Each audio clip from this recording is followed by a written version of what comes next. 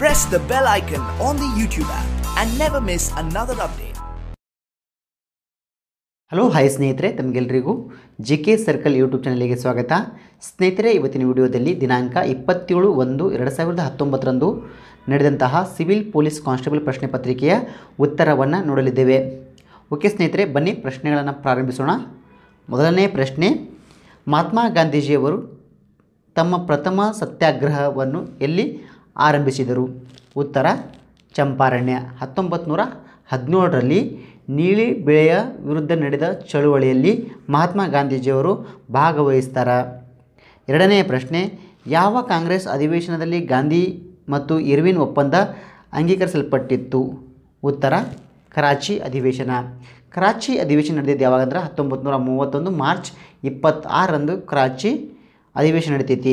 ಇದನ್ನು ಗಾಂಧಿ ಮತ್ತು ಇರ್ವಿನ್ ಒಪ್ಪಂದ ಅಂತ ಹೇಳ್ತಾರೆ. ಮೂರನೇ ಪ್ರಶ್ನೆ ನೋಡಿ, ಸೂಕ್ತ ಪರ್ಯಾಯ ಪದ ಆರಿಸಿ. ಆಹಾರ ಹೊಟ್ಟೆ, ಇಂಧನ ಅಂದರೆ ಇಂಜಿನ್ ಎಂದರ್ಥ. ಉತ್ತರ ಇಂಜಿನ್. ನಾಲ್ಕನೇ ಪ್ರಶ್ನೆ, ಗುಂಪಿನಲ್ಲಿರುವ ಇತರ ಪದಗಳಿಗೆ ಕಡಿಮೆ ಸರಿ ಹೊಂದುವ ಪದ ಆರಿಸಿ. ಈ ಪ್ರಶ್ನೆಗೆ ಸರಿಯಾದ ಉತ್ತರವನ್ನು ನೋಡುವುದಾದರೆ ಖಡ್ಗ ಇಲ್ಲಿ ಸರಿಯಾದ ಉತ್ತರ ಆಗುತ್ತೆ. ಅದೇ ರೀತಿಯಾಗಿ 5ನೇ ಪ್ರಶ್ನೆ ನೋಡಿ, ಶಬ್ದದ ತೀವ್ರತೆಯನ್ನು ಅಳೆಯಲು ಇರುವ ಏಕಮಾನ ಯಾವುದು? ಉತ್ತರ ಡೆಸಿಮಲ್. 6ನೇ ಪ್ರಶ್ನೆ ನೋಡಿ, ಭಾರತದಲ್ಲಿ ಫ್ರೆಂಚರ ಅದೃಷ್ಟ ಪರೀಕ್ಷೆಗೆ ನಿರ್ಣಾಯಕವಾದ ಕದನ ಯಾವುದಂತ ಕೇಳಿದರೆ ಇದಕ್ಕೆ ಉತ್ತರವನ್ನು ನೋಡುವುದಾದರೆ ಉತ್ತರ ವಾಂಡಿವಾಶ್ ಕದನ. 7ನೇ ಪ್ರಶ್ನೆ ನೋಡ್ರಿ, ಯಾವ ಇಸವಿಯಲ್ಲಿ ಕಸ್ತೂರ್ಬಾ ಗಾಂಧಿಯವರು ಜೈಲಿನಲ್ಲಿ ನಿಧನ ಹೊಂದಿದರು? ಉತ್ತರ 1942. 1942 ಫೆಬ್ರವರಿ 22ರಂದು ಕಸ್ತೂರ್ಬಾ ಗಾಂಧಿಯವರು ಜೈಲಿನಲ್ಲಿ ಮರಣವನ್ನು ಹೊಂತಾರೆ. ಯಾವ ಜೈಲಿನಲ್ಲಿ ಅಂದ್ರೆ ಆಗಾ ಖಾನ್ ಪ್ಯಾಲೇಸ್ ಪುಣೆಯಲ್ಲಿ ಇವರು ಮರಣವನ್ನು ಹೊಂತಾರೆ. ಮುಂದಿನ ಪ್ರಶ್ನೆ, ಇವುಗಳಲ್ಲಿ ಯಾವುದು ಯಾಂತ್ರಿಕ ಶಕ್ತಿಯನ್ನು ವಿದ್ಯುತ್ ಶಕ್ತಿಯನ್ನಾಗಿ ಪರಿವರ್ತಿಸುತ್ತದೆ? ಉತ್ತರ ಡೈನಮೋ. ಅದೇ ರೀತಿಯಾಗಿ ವಿದ್ಯುತ್ ಶಕ್ತಿಯನ್ನು ಯಾಂತ್ರಿಕ ಶಕ್ತಿಯನ್ನಾಗಿ ಪರಿವರ್ತಿಸುವ ಸಾಧನ ಯಾವುದಂತ ಕೇಳಿದರೆ ಅವರು ಮೋಟಾರ್ ಅಂತ ಉತ್ತರ ಆಗುತ್ತೆ. ಮುಂದಿನ ಪ್ರಶ್ನೆ, 2018ರ G20 ಸಮಿತಿಯನ್ನು ಯಾವ ದೇಶವು ನಡೆಸಿಕೊಟ್ಟಿತು? ಉತ್ತರ ಅರ್ಜೆಂಟೀನಾ. ಯಾವಾಗಂದ್ರೆ 2018 ನವೆಂಬರ್ 30ರಿಂದ ಡಿಸೆಂಬರ್ 1ರವರೆಗೆ ಈ G20 ಸಮಿತಿ 2 ದಿವಸ ನಡೆದಿರುತ್ತೆ.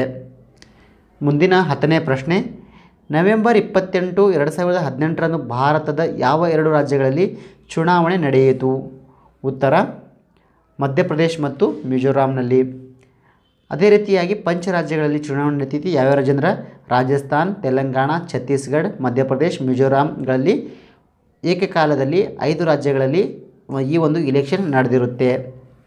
11ನೇ ಪ್ರಶ್ನೆ, ನವೆಂಬರ್ 26, 2018ರಂದು ಉಪರಾಷ್ಟ್ರಪತಿ ವೆಂಕಯ್ಯ ನಾಯ್ಡುರವರು ದೇರಾ ಬಾಬಾ ನಾನಕ್ ಕರ್ತಾರ್ಪುರ್ ಸಾಹಿಬ್ ರಸ್ತೆ ಕಾರಿಡಾರ್ ನಿರ್ಮಾಣದ ಅಡಿಪಾಯವನ್ನು ಪಂಜಾಬಿನ ಯಾವ ಜಿಲ್ಲೆಯಲ್ಲಿ ಸ್ಥಾಪಿಸಿದರು? ಉತ್ತರ ಗುರ್ದಾಸ್ಪುರ. 12ನೇ ಪ್ರಶ್ನೆ, ಕೋನ್ಕಾನ್ ಎಂಬುದು ಯಾವ 2 ದೇಶಗಳ ನಡುವಿನ ನೌಕಾ ಅಭ್ಯಾಸವಾಗಿದೆ? ಉತ್ತರ ಭಾರತ ಮತ್ತು ಯುನೈಟೆಡ್ ಕಿಂಗ್ಡಮ್.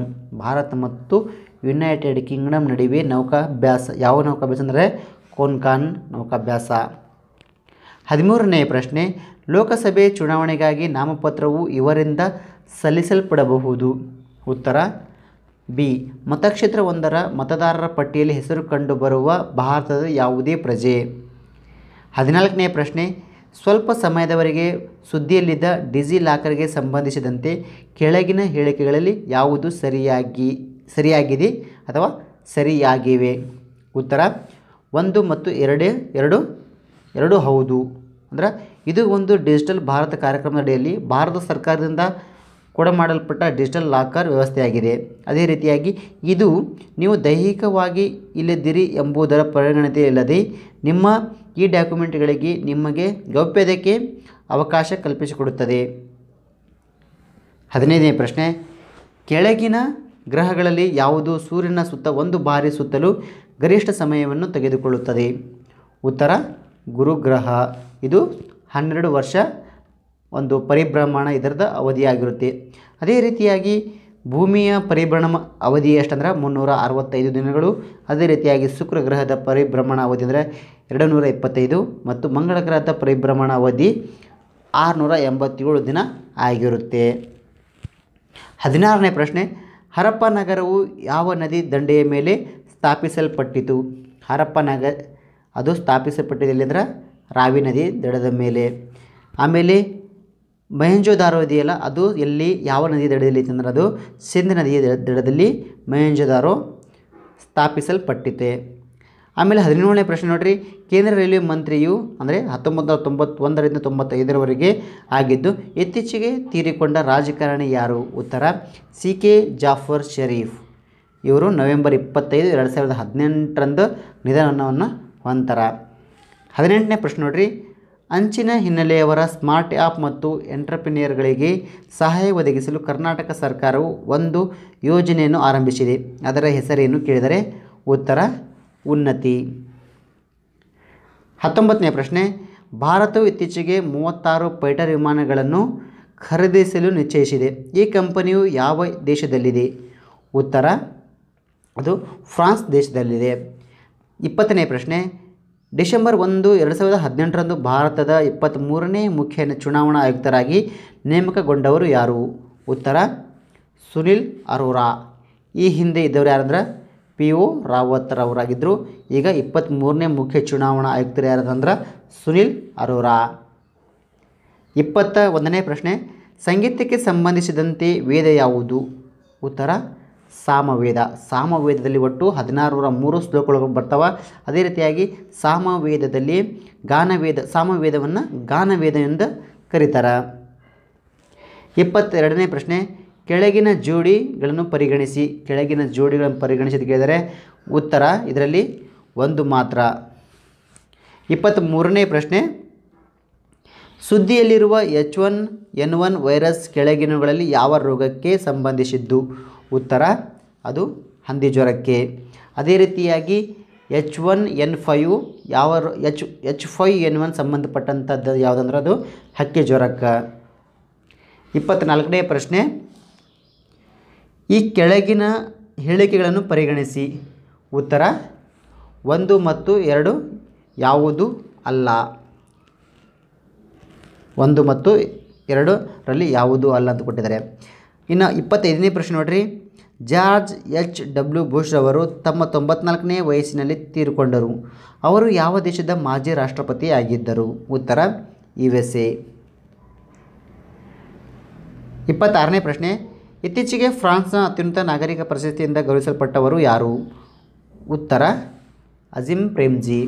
ಇವರಿಗೆ ನವೆಂಬರ್ 26, 2018ರಲ್ಲಿ ಈ ಪ್ರಶಸ್ತಿಯನ್ನು ಕೊಡಲಾಗುತ್ತೆ. 27ನೇ ಪ್ರಶ್ನೆ ನೋಡಿ, ಉತ್ತರ ಪ್ರದೇಶದ ಮುಖ್ಯಮಂತ್ರಿಯಾದ ಯೋಗಿ ಆದಿತ್ಯನಾಥರು ಇತ್ತೀಚೆಗೆ ಯಾವ ಜಿಲ್ಲೆಯನ್ನು ಅಯೋಧ್ಯ ಎಂದು ಮರು ಹೆಸರಿಸಿದರು? ಉತ್ತರ ಫೈಜಾಬಾದ್. ಆಮೇಲೆ ಅದೇ ರೀತಿಯಾಗಿ ಅಲಹಾಬಾದವನ್ನು ಪ್ರಯಾಗರಾಜ್ ಅಂತವರು ಮರು ಹೆಸರನ್ನು ಇಡ್ತಾರೆ. 28ನೇ ಪ್ರಶ್ನೆ, 2011ರ ಜನಗಣತಿಯನುಸಾರ ಅತಿ ಹೆಚ್ಚು ಜನಸಂಖ್ಯೆ ಹೊಂದಿರುವ ರಾಜ್ಯ ಇದಾಗಿತ್ತು. ಉತ್ತರ ಪ್ರದೇಶ್. ಇಲ್ಲಿ ಸುಮಾರು 21 ಕೋಟಿ ಜನಸಂಖ್ಯೆ ಇದ್ದಾರೆ. ಅದೇ ರೀತಿಯಾಗಿ ಅತಿ ಕಡಿಮೆ ಜನಸಂಖ್ಯೆ ಹೊಂದಿರುವಂತಹ ರಾಜ್ಯ ಯಾವುದಂದ್ರೆ ಸಿಕ್ಕಿಂ. ಇಲ್ಲಿ 6 ಲಕ್ಷ ಜನ ವಾಸವಾಗಿದ್ದಾರೆ. ಮುಂದಿನ ಪ್ರಶ್ನೆ, ಪಾದ ಮತ್ತು ಬಾಯಿ ಅಂದರೆ ಕಾಲು ಮತ್ತು ಬಾಯಿ ರೋಗ ಸಾಮಾನ್ಯವಾಗಿ ಕಂಡುಬರುವುದು? ಉತ್ತರ ಜಾನುವಾರುಗಳಲ್ಲಿ ಕಾಲು ಮತ್ತು ಬಾಯಿ ರೋಗ ಕಂಡುಬರುತ್ತೆ. 30ನೇ ಪ್ರಶ್ನೆ, ಕೆಳಗಿನ ಪರ್ವತ ಶ್ರೇಣಿಗಳಲ್ಲಿ ಯಾವುದು ಭಾರತದಲ್ಲಿನ ಒಂದು ರಾಜ್ಯದ ಮೇಲೆ ಮಾತ್ರ ಹರಡಿರುತ್ತದೆ? ಉತ್ತರ ಅಜಂತ. 31ನೇ ಪ್ರಶ್ನೆ, ಬಸಿದಿ ಧಾರ್ಮಿಕ ಶಬ್ದವು ಡ್ಯಾಶ್ ರೊಂದಿಗೆ ನಂಟನ್ನು ಹೊಂದಿರುತ್ತದೆ? ಉತ್ತರ ಅದು ಜೈನ ಧರ್ಮದೊಂದಿಗೆ ನಂಟನ್ನು ಹೊಂದಿದೆ. 32ನೇ ಪ್ರಶ್ನೆ, ಸಂಗಮ್ ಕಾಲ ಎಂಬಲ್ಲಿ ಸಂಗಮ್ ಎಂಬುದು ಈ ಅರ್ಥವನ್ನು ಕೊಡುತ್ತದೆ? ಉತ್ತರ ತಮಿಳು ಲೇಖಕರ ಒಂದು ಸಭೆ ಅಂತ ಅದು ಅರ್ಥವನ್ನು ಕೊಡುತ್ತೆ. 33ನೇ ಪ್ರಶ್ನೆ ನೋಡಿ, ಕರ್ನಾಟಕ ರಾಜ್ಯೋತ್ಸವವನ್ನು ಯಾವ ದಿನದಂದು ಆಚರಿಸುತ್ತಾರೆ? ಕರ್ನಾಟಕ ರಾಜ್ಯೋತ್ಸವವನ್ನು ನವೆಂಬರ್ 1ರಂತ ಆಚರಣೆ ಮಾಡ್ತಾರೆ. ಇನ್ನು 2018ರಲ್ಲಿ ಆಚರಣೆ ಮಾಡಿದಂತಹ ಕರ್ನಾಟಕ ರಾಜ್ಯೋತ್ಸವ ಎಷ್ಟನೇದು ಅಂದ್ರೆ ಅದು 63ನೇದಾಗಿರ್ತೈತಿ. ಪ್ರತಿ ವರ್ಷ ನವೆಂಬರ್ 1 ಕರ್ನಾಟಕ ರಾಜ್ಯೋತ್ಸವ ಅಂತ ಆಚರಣೆ ಮಾಡಲಾಗುತ್ತೆ. ಆಮೇಲೆ 1956 ನವೆಂಬರ್ 1 ಮೈಸೂರು ಕರ್ನಾಟಕ ರಾಜ್ಯ ನಿರ್ಮಾಣವಾಗುತ್ತೆ. ಅದಾದ ನಂತರ 1973 ನವೆಂಬರ್ 1 ಮೈಸೂರು ರಾಜ್ಯ ಇದ್ದಿದ್ದು ಕರ್ನಾಟಕ ಅಂತ ಮರುನಾಮಕರಣ ಹೊಂದೈತಿ. ಇನ್ನು 34ನೇ ಪ್ರಶ್ನೆ ನೋಡಿರಿ, 2018 ಫಿಫಾ ವಿಶ್ವಕಪ್ಪನ್ನು ಯಾವ ದೇಶವು ಗೆದ್ದಿತು? ಗೆದ್ದಂಥ ದೇಶ ಯಾವುದಂದ್ರೆ ಅದು ಫ್ರಾನ್ಸ್ ದೇಶ ಗೆಲ್ಲುತ್ತೆ. ಅದೇ ರೀತಿಯಾಗಿ ರನ್ನರ್ ಆಫ್ ಆದಂತಹ ದೇಶ ಯಾವುದಂದ್ರೆ ಕ್ರೊಷಿಯಾ. 2018 21ನೇ ಆವೃತ್ತಿಯ ಈ ಫಿಫಾ ವಿಶ್ವಕಪ್ ಎಲ್ಲಿ ನಡೆದಿತ್ತಂದ್ರೆ ಅದು ರಷ್ಯಾ ದೇಶದಲ್ಲಿ ನಡೆದಿತ್ತು. 35ನೇ ಪ್ರಶ್ನೆ, G20 ಸಮಿತಿಗೆ ಭಾರತವು ಯಾವ ವರ್ಷದಲ್ಲಿ ಆತಿಥ್ಯವನ್ನು ನೀಡಲಿದೆ ಎಂದು ಇತ್ತೀಚೆಗೆ ಘೋಷಿಸಲಾಗಿದೆ? ಉತ್ತರ 2022ಕ್ಕೆ. 2019 ಆತಿಥ್ಯ ವಹಿಸಲಿರುವ ದೇಶ ಯಾವುದಂದ್ರೆ ಅದು ಜಪಾನ್ ದೇಶ. 36ನೇ ಪ್ರಶ್ನೆ, ಏಕೈಕ ತುರ್ತು ಸಂಖ್ಯೆ 112 ಇದನ್ನು ಮೊದಲ ಬಾರಿಗೆ ಪ್ರಾರಂಭಿಸಿದ ಭಾರತದ ರಾಜ್ಯ ಯಾವುದು ಅಂತ ಕೇಳಿದರೆ ಉತ್ತರವನ್ನು ನೋಡುವುದಾದರೆ ಹಿಮಾಚಲ ಪ್ರದೇಶ. ಇನ್ನು ಅದೇ ರೀತಿಯಾಗಿ 37ನೇ ಪ್ರಶ್ನೆ ನೋಡಿ, ಭಾರತದ ಈ ಕೆಳಗಿನ ಪ್ರದೇಶಗಳಲ್ಲಿ ಈಗ ಯಾವುದು ಪರಿಸರ ಸೂಕ್ಷ್ಮ ಪ್ರದೇಶ ಎಂದು ಪರಿಗಣಿಸಲ್ಪಟ್ಟಿರುತ್ತದೆ? ಉತ್ತರ ಪಶ್ಚಿಮ ಘಟ್ಟಗಳು.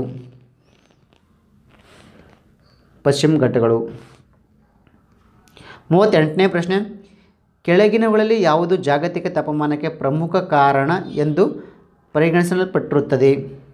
ಉತ್ತರ ಹಸಿರುಮನೆ ಪರಿಣಾಮ. ಇನ್ನು ಮುಂದಿನ ಪ್ರಶ್ನೆ 39ನೇ ಪ್ರಶ್ನೆ, ಕೆಳಗಿನ ಹೇಳಿಕೆಗಳಲ್ಲಿ ಯಾವುದು ಸರಿಯಾಗಿದೆ ಅಥವಾ ಸರಿಯಾಗಿವೆ? ಉತ್ತರ 2 ಮಾತ್ರ ಸರಿಯಾಗಿದೆ. ಲೋಕಸಭೆಯಲ್ಲಿ ಅಂಗೀಕೃತಗೊಳ್ಳದೆ ರಾಜ್ಯಸಭೆಯಲ್ಲಿ ಬಾಕಿ ಇರುವ ಬಿಲ್ಲೊಂದು ಲೋಕಸಭೆಯ ವಿಸರ್ಜನೆಯ ನಂತರ ರದ್ದಾಗುವುದಿಲ್ಲ. ಆದ್ದರಿಂದ 2ನೇದು ಸರಿಯಾದ ಉತ್ತರ. 40ನೇ ಪ್ರಶ್ನೆ ನೋಡಿರಿ, ಕೆಳಗಿನ ಹೇಳಿಕೆಗಳನ್ನು ಪರಿಗಣಿಸಿ. ಕೆಳಗಿನ ಹೇಳಿಕೆಗಳನ್ನು ಪರಿಗಣಿಸಿ ಅಂದಿದ್ದಾರೆ. ಇದಕ್ಕೆ ಉತ್ತರ ಯಾವುದು ಅಂದ್ರೆ 1 ಮತ್ತು 2 ಇವುಗಳಲ್ಲಿ ಯಾವುದು ಸರಿಯಾಗಿಲ್ಲ. ಈ 1 ಮತ್ತು 2 ಇದೆಯಲ್ಲ, ಇವೆರಡೂ ಕೂಡ ಸರಿ ಇಲ್ಲ. ಇನ್ನು 41ನೇ ಪ್ರಶ್ನೆ ನೋಡಿರಿ, ಕರ್ನಾಟಕದ ಮೊದಲ ಮುಖ್ಯಮಂತ್ರಿ ಯಾರಾಗಿದ್ದರು? ಕರ್ನಾಟಕದ ಮೊದಲ ಮುಖ್ಯಮಂತ್ರಿ ಕೆ.ಸಿ. ರೆಡ್ಡಿ. ಆಮೇಲೆ ಅಖಿಲ ಕರ್ನಾಟಕದ ಮೊದಲ ಮುಖ್ಯಮಂತ್ರಿ ಯಾರಂತ ಕೇಳಿದರೆ ಡಿ. ದೇವರಾಜ್ ಅರಸು. 43ನೇ ಪ್ರಶ್ನೆ, ಜೋಗ ಜಲಪಾತವು ಯಾವ ನದಿಯ ಮೇಲಿದೆ? ಜೋಗ ಜಲಪಾತ ಇರುವಂಥ ನದಿ ಯಾವುದಂದ್ರೆ ಅದು ಶರಾವತಿ ನದಿಯ ತೀರದಲ್ಲಿ ಜೋಗ ಜಲಪಾತ ಇದೆ. ಆಮೇಲೆ ಇದು ಎಲ್ಲಿ ಕಂಡು ಬರುತ್ತೆ ಅಂದ್ರೆ ಜೋಗ ಜಲಪಾತ ನದಿ ಕಂಡುಬರುವುದು ಶಿವಮೊಗ್ಗ ಜಿಲ್ಲೆ ಸಾಗರ ತಾಲೂಕಿನಲ್ಲಿ ಇದು ಕಂಡುಬರುತ್ತೆ. ಆಮೇಲೆ 42ನೇ ಪ್ರಶ್ನೆ ನೋಡಿ, ಆರಂಭಿಕ ಚಾಲುಕ್ಯರ 2ನೇ ರಾಜಧಾನಿಯಾಗಿದ್ದ ಬಾದಾಮಿಯನ್ನು ಹಿಂದಿನ ದಿನಗಳಲ್ಲಿ ಏನೆಂದು ಕರೆಯುತ್ತಿದ್ದರು? ಉತ್ತರ ವಾತಾಪಿ ಅಂತ ಕರೀತಾ ಇದ್ದರು. ಅದೇ ರೀತಿಯಾಗಿ 44ನೇ ಪ್ರಶ್ನೆ ನೋಡಿ, ಕರ್ನಾಟಕದಲ್ಲಿರುವ ಅತಿ ಎತ್ತರದ ಶಿಖರ ಯಾವುದು? ಕರ್ನಾಟಕದಲ್ಲಿರುವ ಅತಿ ಎತ್ತರದ ಶಿಖರ ಅಂದರೆ ಮುಳ್ಳಯ್ಯನಗಿರಿ. ಪೊಲೀಸ್ ಪರೀಕ್ಷೆಯಲ್ಲಿ ಪ್ರತಿಯೊಂದು ಪರೀಕ್ಷೆಯಲ್ಲಿ ತಪ್ಪದೆ ಕೇಳುವಂಥ ಪ್ರಶ್ನೆ ಒಂದಂದ್ರೆ ಅದು ಕರ್ನಾಟಕದಲ್ಲಿರುವ ಅತ್ಯಂತ ಎತ್ತರದ ಶಿಖರ ಯಾವುದಂತ ಪ್ರತಿಯೊಂದು ಪರೀಕ್ಷೆಯಲ್ಲಿ ಕೇಳ್ತಾರೆ. ಅದಕ್ಕೆ ಸರಿಯಾದ ಉತ್ತರ ಮುಳ್ಳಯ್ಯನಗಿರಿ. ಮುಳ್ಳಯ್ಯನಗಿರಿ ಎತ್ತರ ಎಷ್ಟೈತಿ ಅಂದ್ರೆ 1930 ಮೀಟ್ರ್ ಎತ್ತರ ಐತಿ. ಅದೇ ರೀತಿಯಾಗಿ ಭಾರತದ ಅತ್ಯಂತ ಎತ್ತರದ ಶಿಖರ ಯಾವುದಂತ ಕೇಳಿದ್ರೆ ಅವರು ಅದು K2. ಪ್ರಪಂಚದ ಅತ್ಯಂತ ಎತ್ತರದ ಶಿಖರ ಅಂದ್ರೆ ಹಿಮಾಲಯ ಮೌಂಟ್ ಎವರೆಸ್ಟ್. 45ನೇ ಪ್ರಶ್ನೆ, ಪೆನ್ಸಿಲನ್ನು ಕಂಡುಹಿಡಿದವರು ಯಾರು ಅಂತ ಕೇಳಿದರೆ ಪೆನ್ಸಿಲ್ ಕಂಡುಹಿಡಿದವರು ಅಲೆಕ್ಸಾಂಡರ್ ಫ್ಲೆಮಿಂಗ್. 46ನೇ ಪ್ರಶ್ನೆ, ಕೆಳಗಿನವುಗಳಲ್ಲಿ ಯಾವುದು ಭಾರಕ ಕಣಿವೆಯ ಒಂದು ಪ್ರಮುಖ ಬೆಳೆಯಾಗಿರುತ್ತದೆ?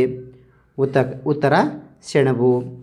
47ನೇ ಪ್ರಶ್ನೆ ನೋಡಿ, ಚಂದ್ರಗುಪ್ತ ಮೌರ್ಯನ ಪ್ರಧಾನಮಂತ್ರಿಯಾಗಿದ್ದವರು? ಚಂದ್ರಗುಪ್ತನ ಪ್ರಧಾನಮಂತ್ರಿಯಾಗಿದ್ದವರು ಯಾರಂದ್ರೆ ಕೌಟಿಲ್ಯ. ಅದೇ ರೀತಿ ಕೌಟಿಲ್ಯ ಬರೆದಿರುವಂತಹ ಕೃತಿ ಯಾವುದಂದ್ರೆ ಕೌಟಿಲ್ಯನ ಅರ್ಥಶಾಸ್ತ್ರ. 48ನೇ ಪ್ರಶ್ನೆ, ಬುದ್ಧನ ಆಕೃತಿಯನ್ನು ಹೊಂದಿದ ನಾಣ್ಯಗಳನ್ನು ಚಲಾವಣೆಗೆ ತಂದ ರಾಜನು ಯಾರಾಗಿದ್ದರು? ಉತ್ತರ ಕನಿಷ್ಕ. ಇನ್ನು 49ನೇ ಪ್ರಶ್ನೆ, ಈಡನ್ ಗಾರ್ಡನ್ಸ್ ಯಾವ ನಗರಗಳಲ್ಲಿರುವ ಪ್ರಸಿದ್ಧ ಕ್ರೀಡಾಂಗಣದ ಹೆಸರಾಗಿದೆ? ಉತ್ತರ ಕೋಲ್ಕತ್ತಾ. ಅದೇ ರೀತಿಯಾಗಿ ಮುಂಬೈನಲ್ಲಿರುವಂತಹ ಪ್ರಸಿದ್ಧ ಕ್ರೀಡಾಂಗಣ ಯಾವುದಂದ್ರೆ ಅದು ವಾಂಖೇಡ್ ಕ್ರೀಡಾಂಗಣ. ಆಮೇಲೆ ಬೆಂಗಳೂರಿನಲ್ಲಿರುವಂತಹ ಪ್ರಮುಖ ಅಂದರೆ ಪ್ರಸಿದ್ಧವಾದ ಕ್ರೀಡಾಂಗಣ ಯಾವುದಂದ್ರೆ ಎಂ ಚಿನ್ನಸ್ವಾಮಿ ಕ್ರೀಡಾಂಗಣ. 50ನೇ ಪ್ರಶ್ನೆ, ಈ ಕೆಳಗಿನವುಗಳಲ್ಲಿ ಯಾವ ನೃತ್ಯ ಶೈಲಿಯು ಅದಕ್ಕೆ ಸಂಬಂಧಿಸಿದ ರಾಜ್ಯದೊಂದಿಗೆ ಸರಿಯಾಗಿ ಹೊಂದಾಣಿಕೆಯಾಗಿಲ್ಲ? ಉತ್ತರ ಮೋಹಿನಿ ಅಟ್ಟಂ. ಮೋಹಿನಿ ಅಟ್ಟಂ ಅದು ಕೇರಳ ರಾಜ್ಯದ ಒಂದು ನೃತ್ಯ ಆಗಿದೆ. ಅದೇ ರೀತಿಯಾಗಿ ಆಂಧ್ರ ಪ್ರದೇಶದ ನೃತ್ಯ ಯಾವುದಂದ್ರೆ ಅದು ಕಚ್ಚುಪುಡಿ. ಓಕೆ ಸ್ನೇಹಿತರೆ, ಈ ಒಂದು ವಿಡಿಯೋದಲ್ಲಿ ಪ್ರಶ್ನೆ ಸಂಖ್ಯೆ 1ರಿಂದ 50 ಪ್ರಶ್ನೆಗಳ ಉತ್ತರವನ್ನು ನೋಡಿದ್ದೀವಿ. ಮುಂದಿನ ವಿಡಿಯೋದಲ್ಲಿ ಪ್ರಶ್ನೆ ಸಂಖ್ಯೆ 51ರಿಂದ 100 ಪ್ರಶ್ನೆಗಳ ಉತ್ತರವನ್ನು ನೋಡಿದ್ದೇವೆ. ಓಕೆ ಸ್ನೇಹಿತರೆ, ಆದಷ್ಟು ಬೇಗ ಆ ವಿಡಿಯೋನು ಕೂಡ ನಾನು ಅಪ್ಲೋಡ್ ಮಾಡ್ತಾಯಿದ್ದೀನಿ. ಓಕೆ ಸ್ನೇಹಿತರೆ, ಎಲ್ಲರಿಗೆ ವಿಡಿಯೋ ನೋಡೋದಕ್ಕಾಗಿ ತುಂಬ ಧನ್ಯವಾದಗಳು.